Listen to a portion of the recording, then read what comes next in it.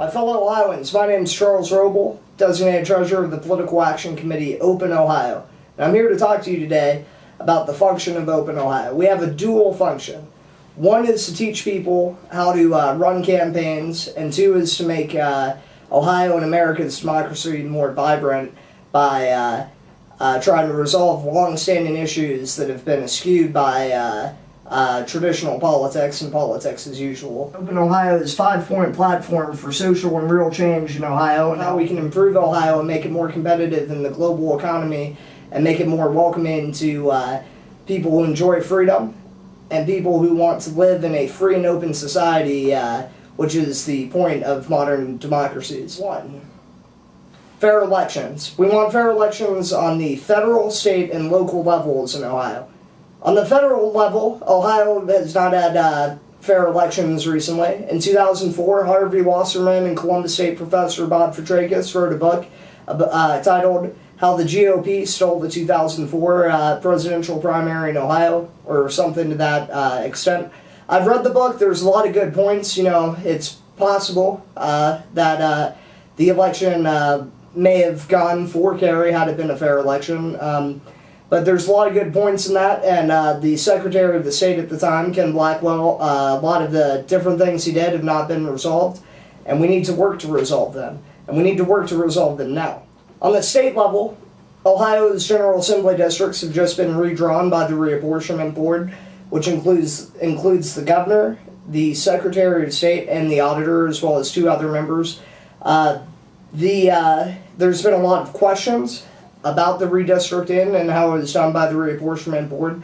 Many have asserted that it's been gerrymandered to favor Republicans, so we need to make the redistricting process more fair, open, and transparent.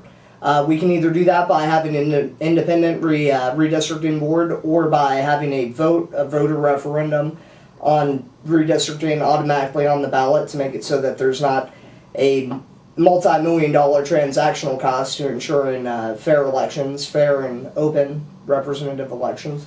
On the local level, in Columbus, City Council in 2010 passed Issue 12 and made it so that they could meet in private to decide who they're going to have appoint people to continue the Democratic Party machine to make it so there's not competitive elections. The Dispatch has done some investigative journalism about how there's very little dissent on City Council, and thus Open Ohio is advocating for no more appointments for elected officials and making it so that when an elected official steps down before their term's over, there will be a special election, whether it will be in March or November, to keep costs down.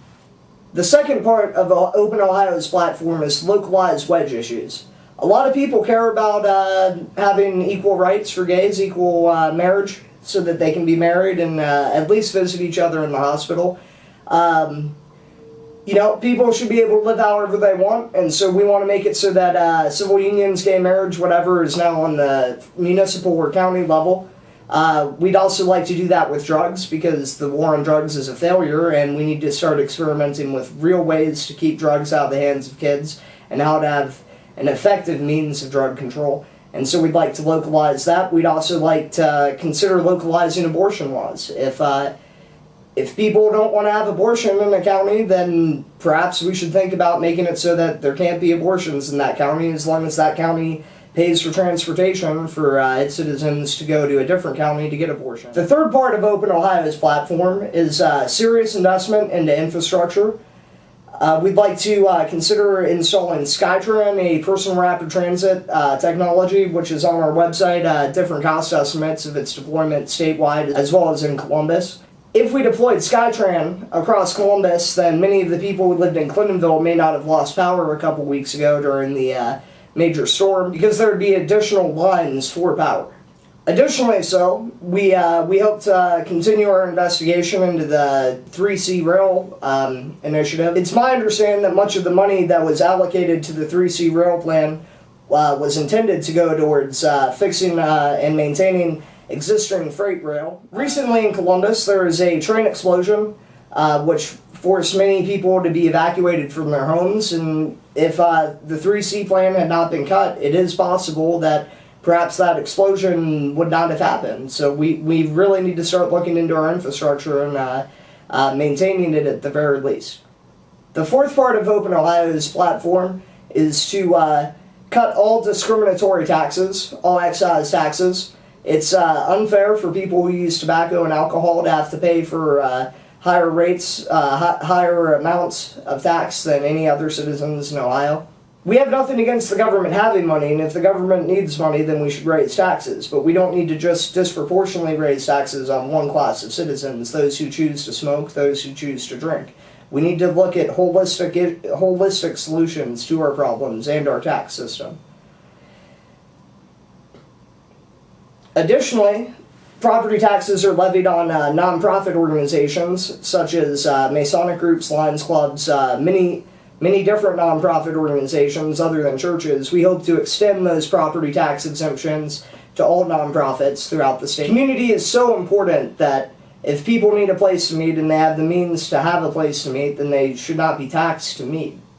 It's not a residential area, it's not a commercial area, it's a nonprofit area. Masonic groups, Lions clubs, Elks, they're all great organizations. They provide community. Community is extremely valuable to giving people resources, fitting them into the system, and making it so that people are assimilated into the American democratic way.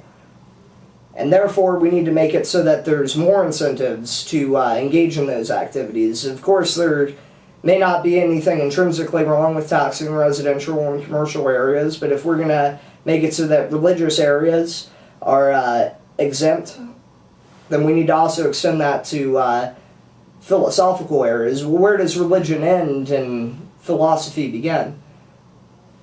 And so concludes our 5-point platform for Open Ohio.